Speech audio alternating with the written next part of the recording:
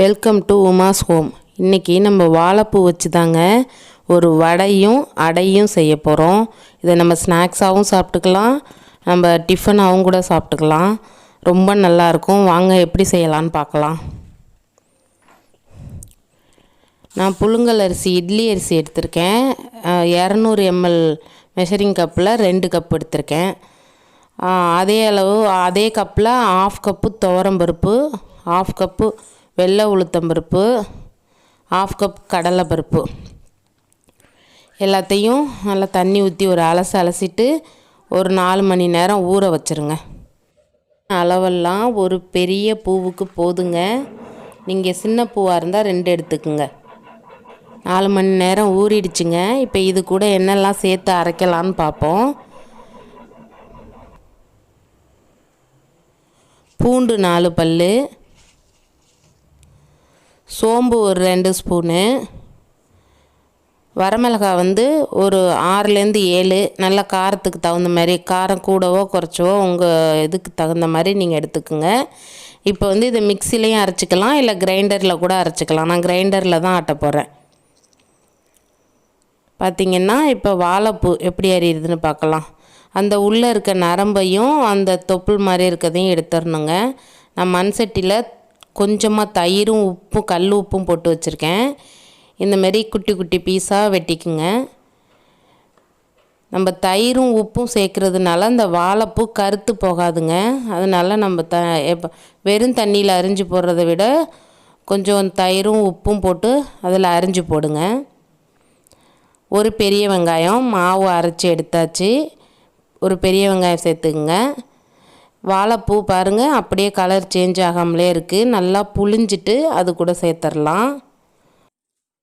தயிர் கூட உப்பு சேர்க்குறதுனால அந்த வாழைப்பூவில் இருக்க துவர்ப்பை உப்பு எடுத்துருங்க. நான் முருங்கைக்கீரையும் கருவேப்பிலையும் சேர்த்துருக்கேங்க. முருங்கைக்கீரை கம்மியாக தான் இருக்குது, நீங்கள் நிறையா சேர்த்துக்கலாம். கருவேப்பிலையும் முருங்கைக்கீரையும் போட்டால் நல்லா வாசமாக இருக்கும். இப்போ இது எல்லாத்தையும் சேர்த்து பிணைஞ்சிக்கலாம். எல்லாத்தையும் சேர்த்து பிணைஞ்சாச்சுங்க. இப்போ எண்ணெய் சட்டியில் எண்ணெயை ஊற்றி நம்ம பொரிக்கலாம். கையில் கொஞ்சம் தண்ணி தடவிட்டு அப்படியே மாவை உருட்டி வச்சு அழுத்துனீங்கன்னா ஈஸியாக வரும். அப்படியே எண்ணெயில் போட்டு பொரித்து எடுக்க வேண்டியதாங்க. நான் நடுவில் ஹோல் போட்டிருக்கேன். ஹோல் வேண்டான்னா விட்டுருங்க. நடுவில் ஹோல் போடுறதுனால எண்ணெய் நல்லா உள்ளே எல்லாம் போய் நல்லா கிறிஸ்பியாக வேகும். அதுக்காக அப்படி செஞ்சுருக்கேன். ஓட்டை போடாமலும் செய்யலாம், நல்லாயிருக்கும். வாழைப்பூ ரொம்ப ரொம்ப நல்லதுங்க உடம்புக்கு. ரொம்ப குளிர்ச்சி. லேடிஸ்க்கெல்லாம் பார்த்திங்கன்னா யூட்ரஸ்க்கு ரொம்ப நல்லது. வயிறு வேக்காலம் இதுக்கெல்லாம் ரொம்ப நல்லதுங்க. நம்ம பாருங்கள் நல்லா செவந்துருச்சு, எடுத்துடலாம். நம்ம அடையாகவும் இதை தட்டி சாப்பிட்லாம். அதுவும் எப்படி செய்கிறதுன்னு சொல்கிறேன்.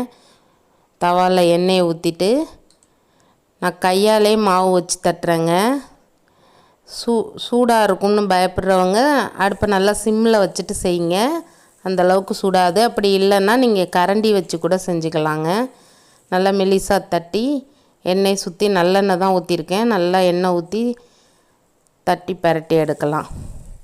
இப்போ தான் என் சேனலை நீங்கள் ஃபஸ்ட் டைம் பார்க்குறீங்கன்னா சப்ஸ்கிரைப் பண்ணிக்கோங்க. பக்கத்தில் இருக்க பெல் ஐக்கானை கிளிக் பண்ணி ஆல் கொடுத்துக்குங்க ஃப்ரெண்ட்ஸ்.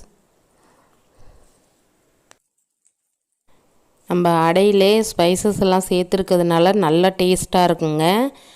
வெறுமனே சாப்பிட்லாம். அப்படி பிடிக்காதவங்க வேணுன்னா கொஞ்சம் தேங்காய் சட்னியோ கார சட்னியோ வச்சு சேர்த்துக்கலாங்க.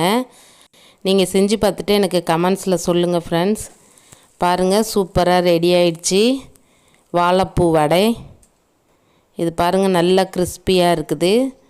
இதில் எல்லா பருப்பும் சேர்த்துருக்கிறதுனால நிறைய ப்ரோட்டீன் இருக்குது. நல்ல கிறிஸ்பியாக இருக்கும். செஞ்சு சாப்பிட்டு பார்த்துட்டு எனக்கு சொல்லுங்கள் ஃப்ரெண்ட்ஸ். பிடிச்சிருந்தா லைக் பண்ணுங்கள், ஷேர் பண்ணுங்கள். தேங்க்யூ.